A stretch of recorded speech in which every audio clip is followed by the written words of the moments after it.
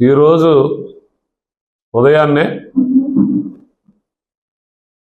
YCP నాయకులైనటువంటి Mudragada Padmanabha Reddy గారి ఇంటి మీద గుర్తు తెలియనటువంటి వ్యక్తి ట్రాక్టర్తో దాడి చేయడం జరిగిందని, దాడిలో పద్మనాభరెడ్డి గారి కారు కూడా ధ్వంసం చేశారనేటువంటి ఆరోపణలు మీడియా ద్వారా మా దృష్టికి రావడం జరిగింది.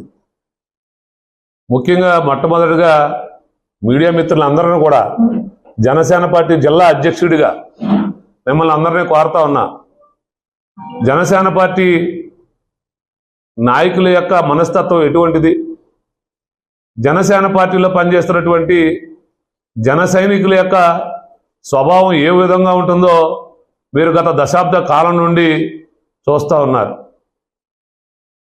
ముఖ్యంగా జనసేన పార్టీ యొక్క ఉద్దేశం ఈ ఆంధ్రప్రదేశ్ రాష్ట్రంలో రౌడీ రాజకీయాలు ఉండకూడదు,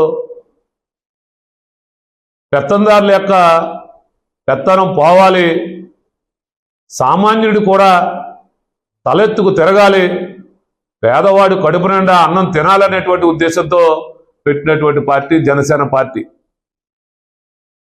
మరి ఈరోజు దురదృష్టకరం, అది పద్మనాభరెడ్డి గారి ఇంటైనా, నా ఇల్లైనా, తెలుగుదేశం పార్టీ నాయకులు ఇల్లైనా, జనసేన పార్టీ నాయకులు ఇల్లైనా, బీజేపీ వారి ఇల్లైనా, ఏ నాయకుడే కాదు, సామాన్యుడు ఇంటి మీద ఇంకొక వ్యక్తి వెళ్ళి దౌర్జన్యం చేసిన అది ముమ్మాటికి తప్పని మేమందరూ చెప్పదలుచుకుంటా ఉన్నాం.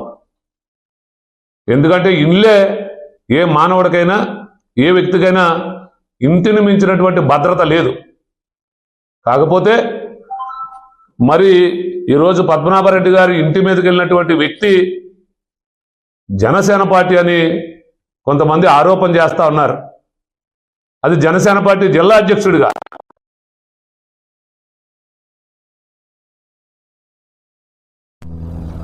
నూటికి 90% మంది వ్యక్తులు మొట్టమొదటి నుండి జనసేన పార్టీలో పనిచేస్తున్నటువంటి నాకు, జనసేన పార్టీలో క్రియాశీలకంగా పనిచేసే ప్రతి వ్యక్తితో నాకు పరిచయం ఉందని ఈ సందర్భంగా చెప్తా ఉన్నా.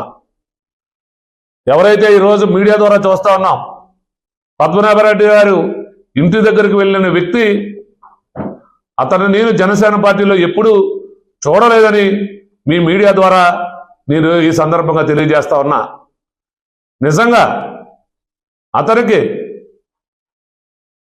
అది జనసేన పార్టీ కావచ్చు, ఏ పార్టీకి సంబంధించిన వ్యక్తి అయినా సరే, పద్మనాభరెడ్డి గారి ఇంటి మీదకి వెళ్తాం మాటకి ముమ్మాటికి తప్పని జనసేన పార్టీ జిల్లా అధ్యక్షుడిగా నేను ఖండిస్తూ